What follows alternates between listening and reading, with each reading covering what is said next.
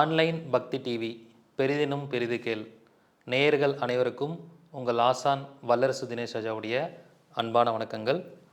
ஒவ்வொரு வாரமும் வியாழக்கிழமை அன்னைக்கு நிரந்தர வெற்றிகளை தரும் செலவில்லா வாழ்வியல் பரிகாரங்கள் தலைப்பில் நிறைய டிப்ஸ் உங்களுக்கு கொடுத்துட்ருக்கேன்.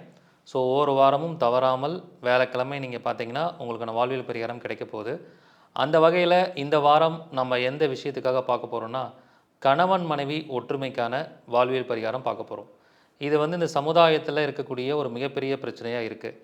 ஆசைப்பட்டு கல்யாணம் பண்ணுறவங்களும் சண்டை போட்டுக்கிறாங்க, பெரியவங்க பார்த்து அரேஞ்ச் மேரேஜ் பண்ணுறவங்களும் சண்டை போட்டுக்கிறாங்க. அப்போ சண்டையே இல்லாத ஒரு வாழ்க்கை இருக்கான்னு கேட்டால் அப்படி இருக்க முடியாது.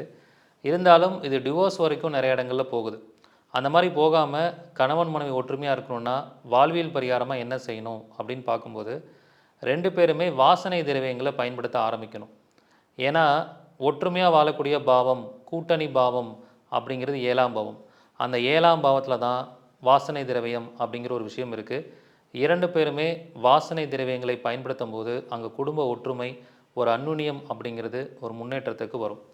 அது மட்டும் இல்லாமல் வீட்டில் நெய்யை பயன்படுத்தக்கூடிய சூழலை ஏற்படுத்தணும். நெய் அப்படிங்கிறது 7ஆம் பாவம். அப்போ நெய்யை உணவில் பயன்படுத்த ஆரம்பிச்சிங்கனாலும் குடும்ப ஒற்றுமை, குறிப்பாக கணவன் மனைவி ஒற்றுமை அதிகமாக பலப்படும். அதே மாதிரி மலர்களை குறிக்கக்கூடிய பாவம் 7ஆம் பாவம். அப்போ பூ வாங்கி அதிகமாக கொடுக்கணும். கணவனாக இருக்கிறவங்க மனைவிக்கு பூ வாங்கி அதிகமாக கொடுங்க.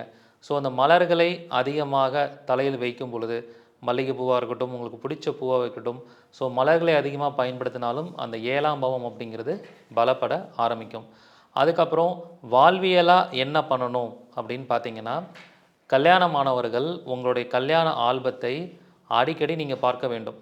அப்படி அடிக்கடி பார்க்கும்போது உங்களுக்கு ஒரு நல்ல ஒற்றுமை ஏற்படும். இது எந்த நாளில் பார்க்கணுன்னா, வெள்ளிக்கிழமை அன்னைக்கு சுக்கிர ஓரையில் பார்க்கலாம், அல்லது வெள்ளிக்கிழமை அன்னைக்கு செவ்வாய் ஓரையில் பாருங்கள், செவ்வாய்க்கிழமை அன்னைக்கு சுக்கிர ஓரையில் பாருங்கள்.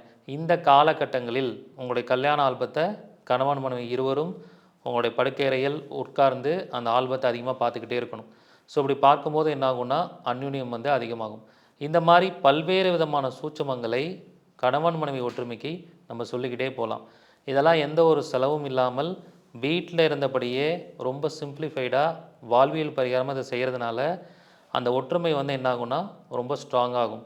நம்ம கல்யாணம் பண்ணி ஒற்றுமையாக வாழ்ந்து குழந்தை குட்டிகள் பெற்று அவங்களை நல்லா கரை சேர்த்தி லைஃப்பில் நல்லா வாழ்ந்தாங்க இந்த தம்பதிங்க அப்படின்னு பெயர் வாங்கணும்.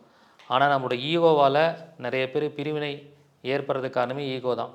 அந்த ஈகோவெல்லாம் தூக்கி ஓரமாக போட்டுட்டு இந்த வாழ்வியல் பரிகாரத்தை செஞ்சிங்கனாலே உங்களுக்குள்ளே என்ன ஆகும்னா நல்ல பாண்டிங் உருவாகும்.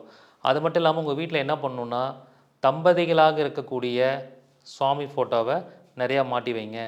இப்போ முருகன் வள்ளியோடு இருக்கக்கூடிய ஃபோட்டோ, பெருமாள் மகாலட்சுமியோடு இருக்கக்கூடிய ஃபோட்டோ, சிவன் தாயாரோடு இருக்கக்கூடிய ஃபோட்டோ, அதுக்கப்புறம் கிருஷ்ணனும் ராதையும் இருக்கிற மாதிரியான ஃபோட்டோ, இப்படி தம்பதிகளாக இருக்கக்கூடிய புகைப்படங்களை உங்கள் வீட்டை சுற்றி மாட்டி வைங்க.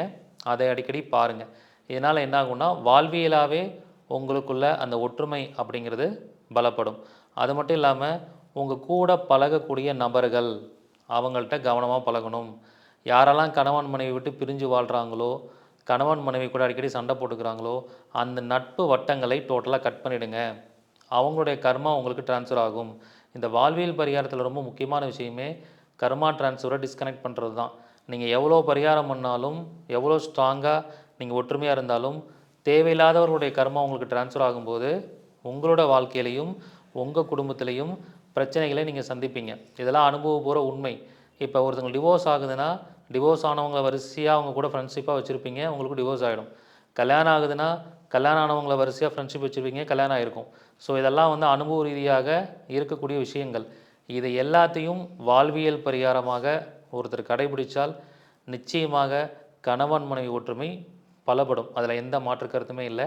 இந்த மாதிரி நிறையா டாபிக்ஸில் ஆயிரக்கணக்கான பரிகாரங்கள் கொடுப்பதற்காக நாங்கள் நிறையா ஆராய்ச்சி பண்ணி வச்சுருக்கோம். ஒவ்வொரு வாரமும் வியாழக்கிழமை அன்றைக்கி ஈவினிங் உங்கள் வீடு தேடி இந்த வாழ்வியல் பரிகாரம் வரப்போகுது. நீங்கள் அதுக்காக செய்ய வேண்டிய விஷயம் என்னென்னா, ஆன்லைன் பக்தி டிவியை சப்ஸ்கிரைப் பண்ணுங்கள். நீங்கள் யாருக்கெல்லாம் நல்லது பண்ணணும்னு நினைக்கிறீங்களோ, நீங்கள் இந்த வீடியோவை பார்த்து பயன்படுற மாதிரி உங்களுடைய நண்பர்கள், உறவினர்கள், உங்கள் குடும்பத்தை சார்ந்தவர்கள்லாம் இந்த வீடியோவை பார்த்து பயன்பெறணுன்னா அவங்களுக்கு அனுப்பி இந்த சேனலை சப்ஸ்கிரைப் பண்ண சொல்லுங்கள். உங்களுடைய நலனுக்காக தான் நாங்கள் எல்லாரும் இந்த மாதிரியான தகவல்களை கொடுத்துட்ருக்கோம். ஸோ ஆன்லைன் பக்தி டிவி பெரிதினும் பெரிது கேள், அதுதான் எங்களுடைய ஸ்லோகன்.